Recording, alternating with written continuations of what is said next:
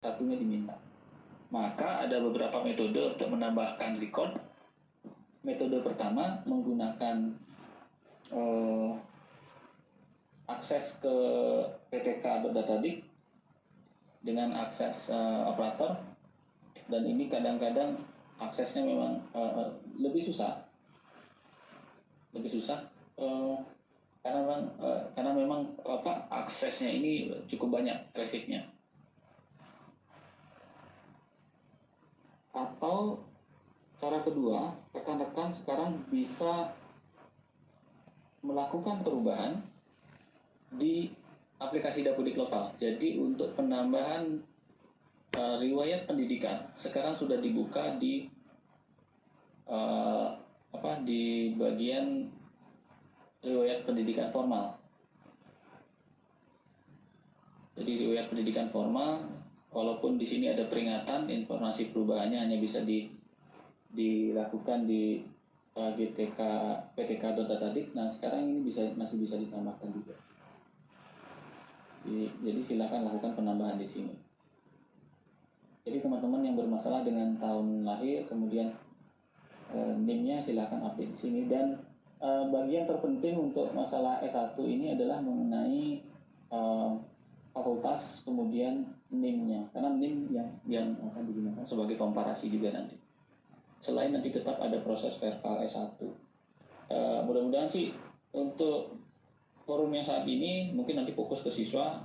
Jika pun banyak ada pertanyaan tentang verval S1, saya sarankan untuk masalah verval S1 pastikan dulu ijazahnya tercatat di forlabnya PD Dikti.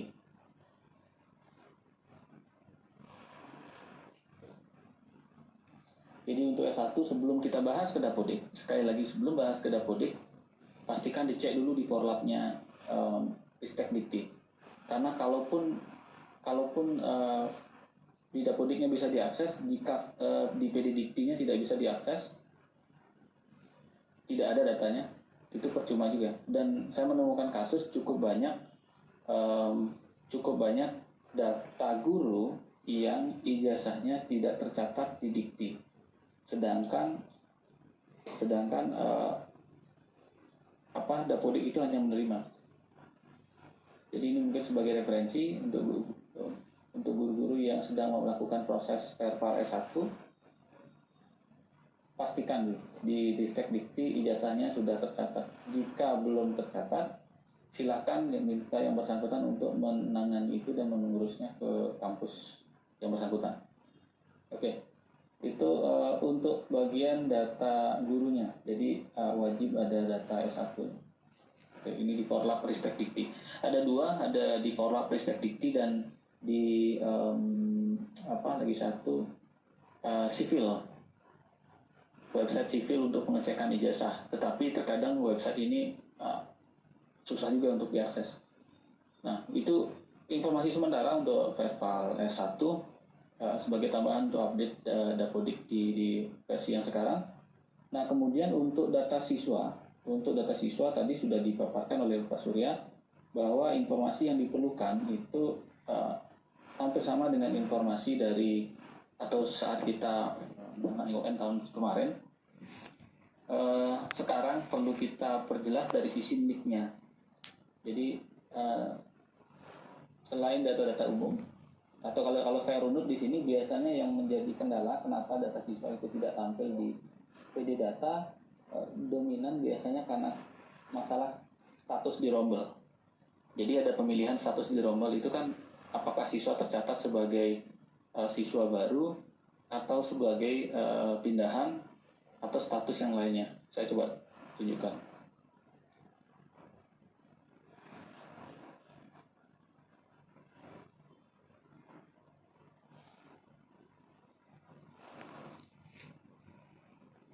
Oke, jadi di bagian rombel,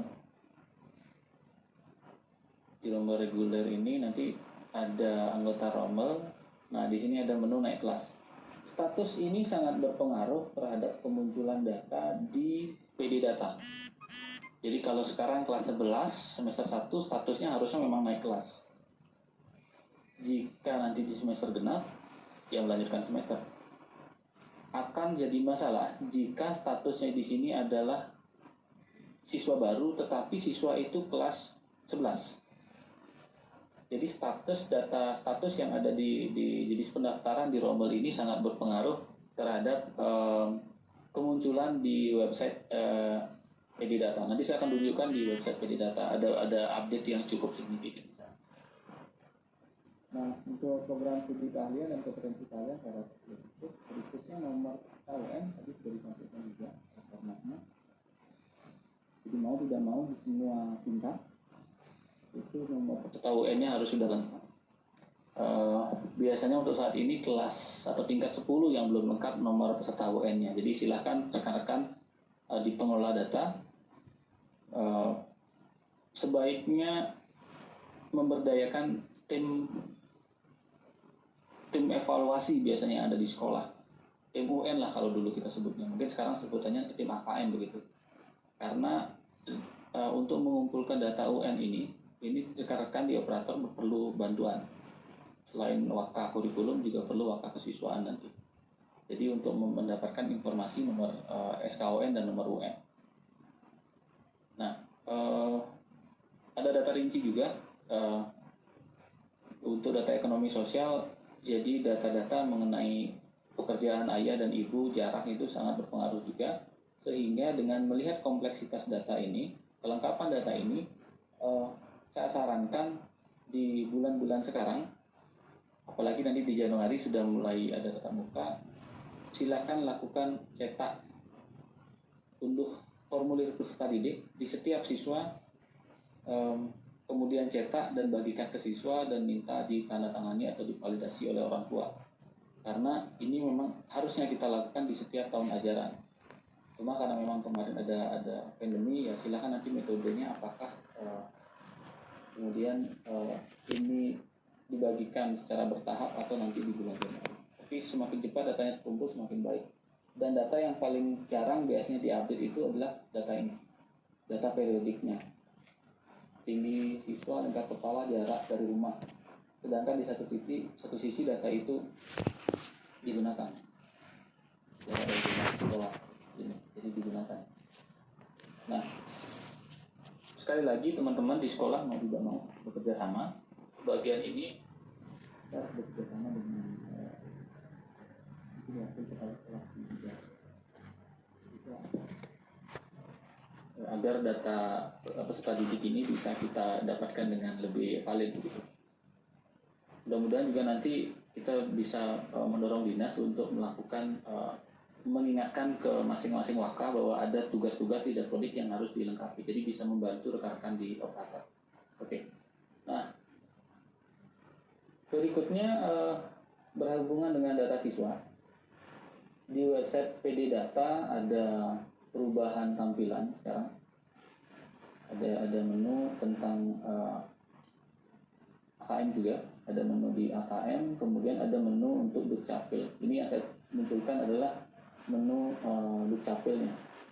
Jadi akan diberikan rinci informasi mengenai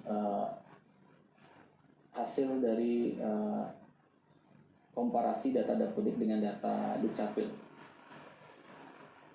Oke, ini.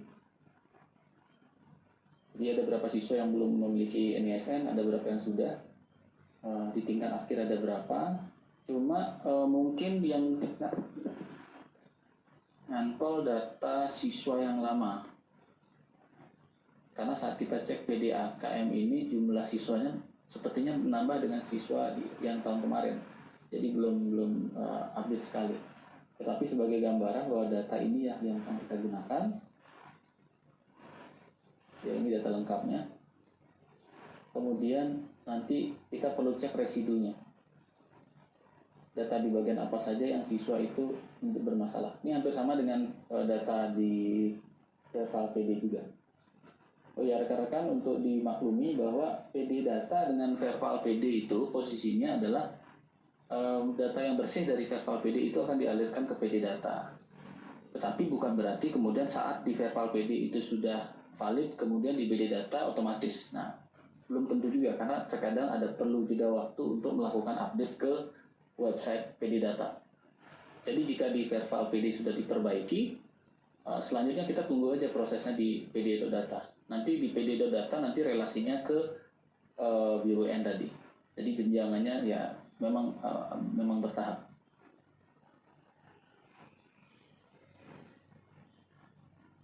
Oke.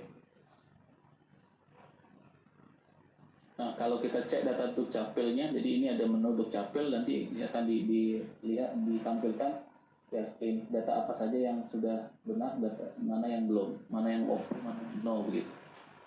Jadi ini misalkan salah satu siswa di nama no, jadi kemungkinan di Dukcapilnya namanya yang berbeda. Nah, mungkin akan ada pertanyaan lagi nih, data mana yang akan kita gunakan begitu? Data mana yang akan kita gunakan? Sebagai acuan data di Dikmen itu kita mengacu pada data SMP. Data SMP tentunya dengan melihat ijazah yang bersangkutan. Ijazah bersangkutan kemudian data NISN.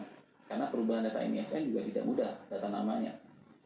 Nah, yang setidaknya lebih mudah dilakukan adalah perubahan nama yang tidak terlalu ekstrim. Contohnya di sini Anak Agung Gede Bayu Krisna Putra. Mungkin saja di Dukcapil itu tertulisnya Anak Agung Gede Bayu Krisna Putra begitu. Nah, jika kita ubah, ini saya coba akses historinya. NISN ini aktif sejak SD. Jadi namanya di ijazah pun A begitu.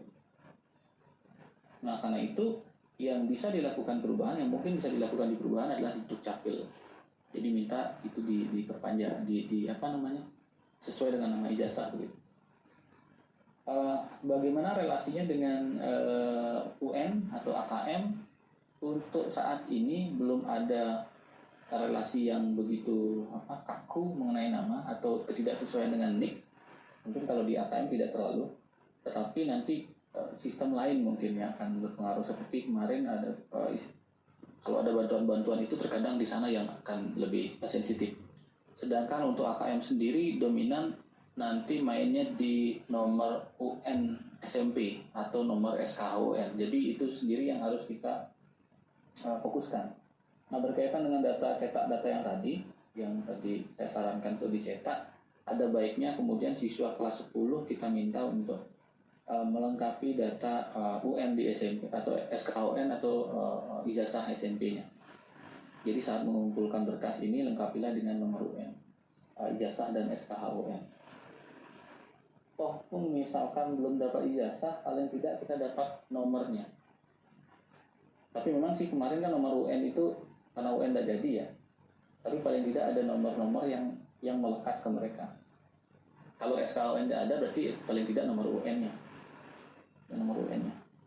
Belum sampai saat ini sih belum dilakukan match dengan data itu. Biasanya melakukan itu prosesnya di bio UN nanti, di bio SMA ataupun SMK. Oke, itu masalah di Verval. Ya, Verval PD karena sekarang data ini digunakan untuk AKM, berarti paling tidak yang dipastikan itu NISN siswa, kemudian nama tempat tanggal lahir ya, biasa ada nama ibu. Oh ya, rekan-rekan, untuk masalah NISN, ada baiknya siswa diminta melakukan pengecekan data NISN di jenjang sebelumnya, SD maupun SMP.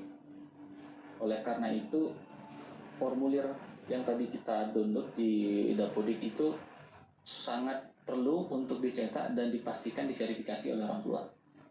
Karena begini, ada kasus seorang siswa yang mau ikut tes di kepolisian itu tidak lolos hanya karena NISN-nya berbeda-beda di setiap jenjang. Sedangkan di satu sisi memang itu terjadi kalau kita di pendataan, karena adanya penyesuaian kemarin.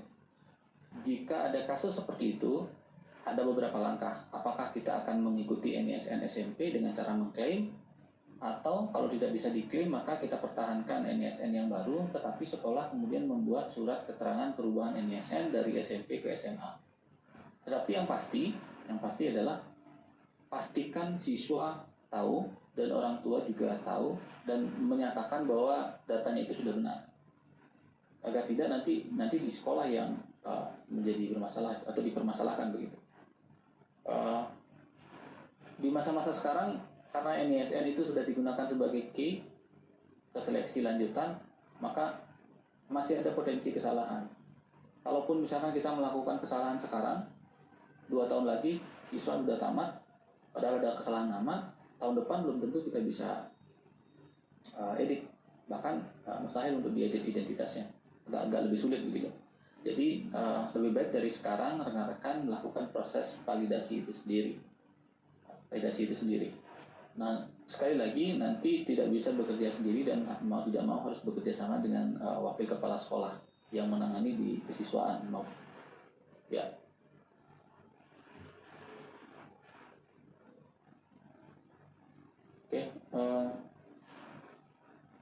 Oke, untuk Dapodik yang versi 2021B secara umum seperti tadi, bahwa ada perubahan di rule, kemudian ada mengenai verbal S1 itu yang tadi. Mungkin nanti kalaupun ada yang bermasalah atau yang ingin bertanya, mungkin kita diskusi di sesi tanya jawab saja. Nah, pasti untuk rekan-rekan untuk diketahui, posisi bulan-bulan sekarang ini adalah posisi kita melakukan validasi. Jadi harusnya untuk perubahan jam mengajar seharusnya sudah tidak ada lagi. Kita konsen di bagian validasi guru dan siswanya itu. Jadi mau tidak mau harus bekerja paralel. Oke. Saya rasa sementara cukup untuk informasi itu. Untuk informasi update yang baru, waktu saya kembalikan ke moderator. Terima kasih, Pak.